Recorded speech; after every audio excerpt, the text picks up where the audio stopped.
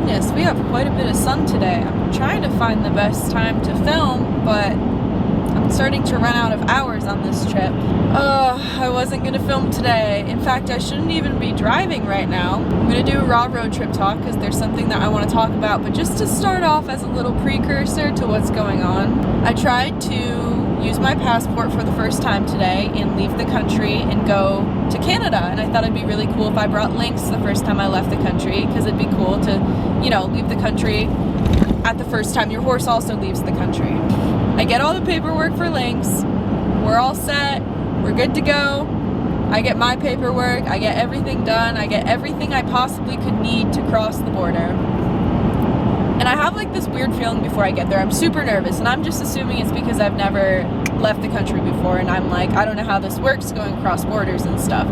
So I'm like feeling like really weird and anxious. Normally I don't feel anxious. I even was going to make a video on leaving the country for the first time with my horse. In the video, I'm talking about how nervous and anxious I am. I'm worried to get fuel in Canada, so I figured this is the last stop. I think I'm really close to the border, like a couple minutes away. I'm a little bit worried. I don't know why. I'm kind of overthinking everything. I don't know how difficult it is to cross the border. I don't get nervous or anxious much anymore about things, and my heart's a little bit quick right now. I don't know why I'm so worried. Let's try this. I'm so nervous. I was gonna film it, but then I got really nervous and they were asking me a million questions, and now they have the paperwork for my horse right now. Anyways, I'm technically in Canada, I think, because I crossed through the things and now I'm waiting in a slot, so yay, first time out of the country.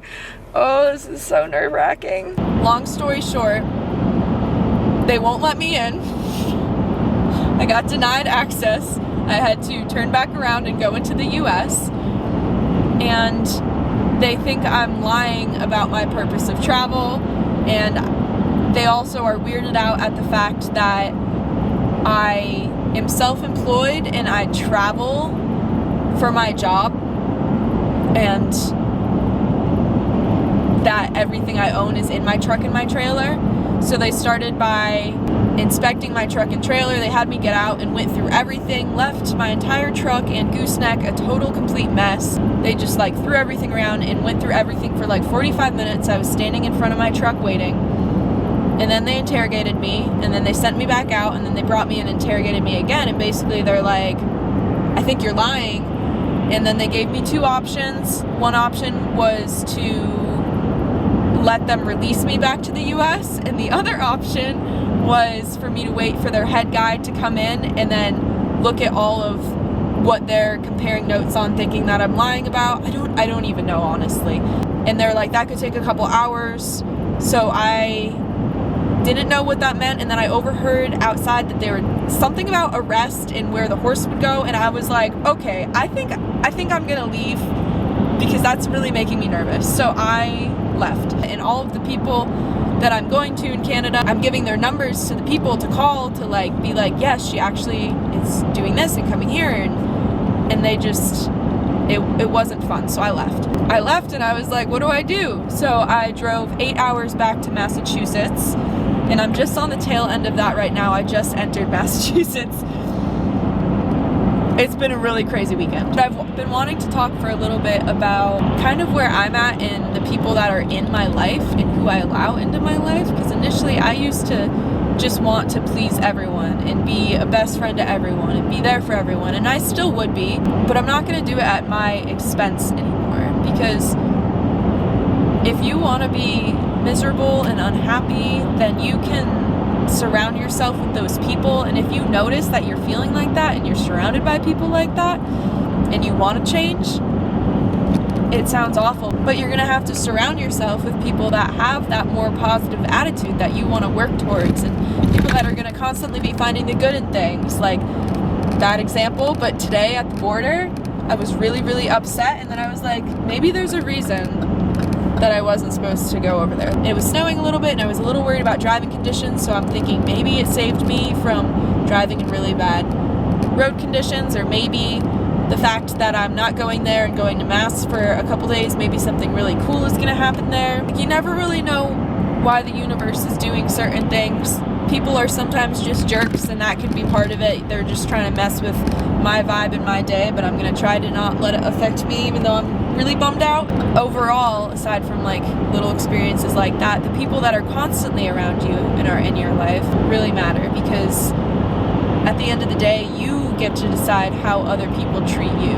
You get to decide what you allow to be in your life, and what's draining and what's adding to it. If you find someone's constantly draining you and giving you that negative attitude, I'm telling you right now, it's a lot better to live life happy and positive and seeing like the good outcomes in things and not thinking so much the negative route. So don't let someone into your energy, and don't let someone make you feel worthless. And that's a whole other thing, aside from people just draining you. People that just like talk negative or bad about you, that's all on them. That's a reflection of themselves. That has nothing to do with you.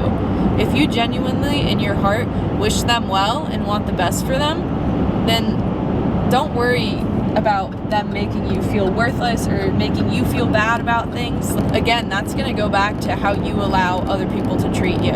So I'd say try to distance yourself a little bit from those people that are draining you. I think that's honestly the biggest thing that I had on my mind, was just making sure that who you surround yourself with are people that are bringing you up and encouraging you, and also people that you like to bring up and encourage. And now that I already mentioned the Canada situation, take a situation like that that's really bad and try to find the good in it. I know that a couple years ago, if that happened to me, it probably would have ruined my whole entire week. Like even right now at this point, where it just happened a couple hours ago, I would still be just like sitting here, possibly tearing up still, and just being like, wow, that's awful, that's horrible, that's miserable.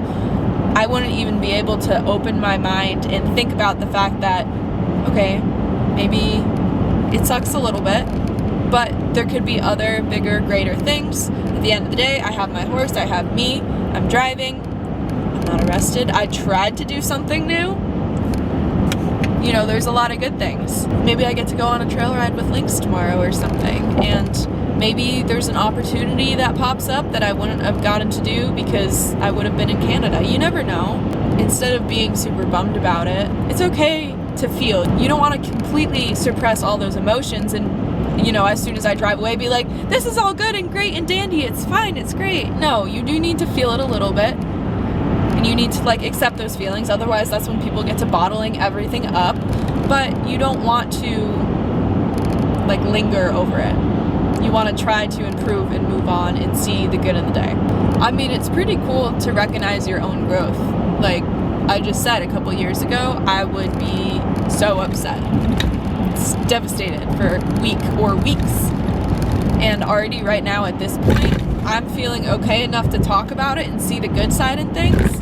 That's pretty good for me. I'm pretty happy with myself for that. I'm not perfect yet, but I'm glad that I can start to see the positive side. If something goes wrong, how often you feel like you're disappointing others, because I hate that. I hate disappointing others. I like being a positive, good point for other people and encouraging them, and again, always being there for them and not letting people down. And when I feel like I'm doing something that's disappointing, that just completely tears me to shreds. But then if you actually let the person know who you think you're disappointing how you're feeling, and if they tell you like, no, it's okay, I totally understand, just be safe, or if they give you some sort of reassuring words, just believe them. Because if they're lying, then that's again on them. Just believe them, and then feel that in your own heart. Of course, you want to do everything you can, but some things are out of your control, and you need to not feel like you're constantly disappointing people, because that's also not a fun way to live. I get that. I get being a people pleaser. Now I'm still one. I think it's good to be a little bit of a people pleaser, but not to the point where you're sacrificing, again, your own things. I think it's really good, at least for me. And I know everyone like kind of functions a little bit different, but for me, it's good to kind of take things as they come and not plan a crazy amount in advance, or not have 10 thoughts running at once. I used to have so many things going at once, and I would be so flustered and not really be able to enjoy what was happening in that moment. And that's when you start to feel a little bit like crazy and get burnt out and just be really super stressed. Now, I still do a lot of things. If anything, I do more than I used to, but I don't feel as stressed anymore, because everything is just one at a time, slow. Don't get worked up or flustered over anything. Just kind of take it how it is. Well, that's what I've been thinking about on this actually kind of nice Monday, this nice drive. I'll show you guys the sky. I think I've said it in a previous road trip talk, but New England, especially in the winter, there's not much to show. And I grew up here, I lived here for 18 years, but it's not my favorite place to travel through. For me, I was able to feel my emotions in a reasonable amount of time and then kind of recover from it and get to thinking positive again. Be a little upset for a bit and then feel good. And a couple years ago, would have taken way longer. So I'm kind of recognizing that and appreciating that for myself. So if you have something that you've noticed that is improved in your mental health in the past couple years, or even months or weeks or however long, then just comment that below. I'd love to hear it. Thank you guys for joining me on this little bit of a story time / raw road trip talk.